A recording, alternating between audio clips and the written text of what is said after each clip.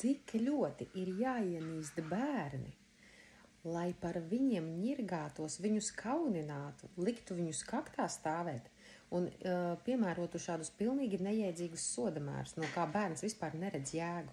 Kāpēc es par to runāju? Tāpēc, ka cilvēki nāk uz konsultācijām, nāk uz sesijām, izstrādā lietas, kurās bērni, piemēram, ir kaunināti par to, ka viņi grib kādu mantu, vai nofočāts maziņš un vecāks smējās, pasties, kāds tev tur maziņš tas vai šis, ja?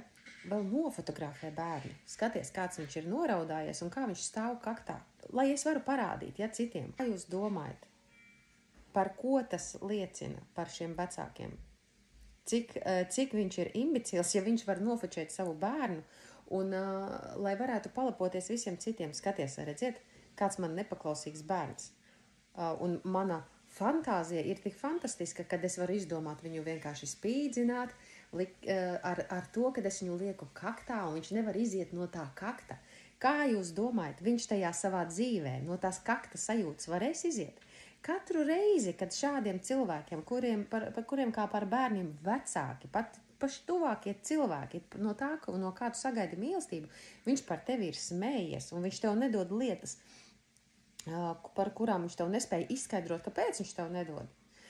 Viņi smējās, un tas bērns sajūtās katru reizi, kad kāds viņam kaut ko aizrāda, kāds viņam kaut ko nepasaka, kāds viņam kaut ko tā kā kritizē varbūt. Viņš jūtās, ka viņš ir iedzīts tajā pašā kauna stūrī. Pilnīgi bezjēdzīga un nevajadzīga sajūta. Tas ir vērts pacelt jums pašiem katram sevī tās sajūtas, vai jūs esat kaunināti, un vai jums dzīvē ir situācijas, kad jums kāds kaut ko norāda, vai tas būtu vīrs vai sieva, un jums uzreiz ir dusmas, kad jums vajag visu uzreiz un tagad. Tāpēc, ka tajā kaktā, kad tevi ielika, tu neko nevarēji dabūt, tu neko nevarēji izmainīt, un tev bija jāpieņem lēmums, kad es aizstāvēšu pats savu teritoriju, es pats sev visu sagādāšu, es pats visu izdarīšu. Un šādi cilvēki, jā, viņam spīts, palīdz viņam dzīvē doties uz priekšu. Tas nav nekas traks, bet ir ļoti daudz situācijas, kuras viņam palīdz sasniegt to, kad viņš sev var pateikt, redz, es tomēr varu izdarīt, es varu izdarīt arī labāk.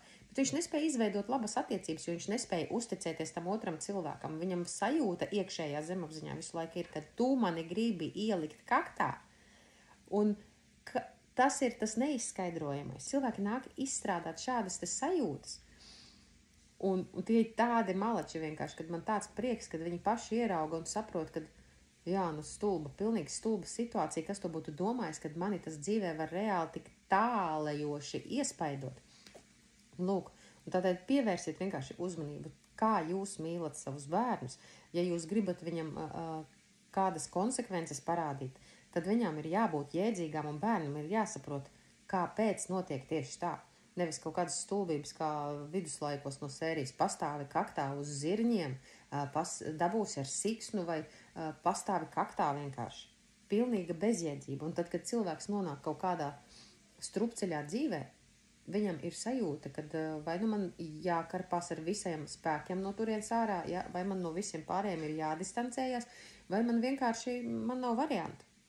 Tāpēc tas ir ļoti svarīgi, lai jūs arī izietu cauri tām sajūtām un atmaskotu paši sevi.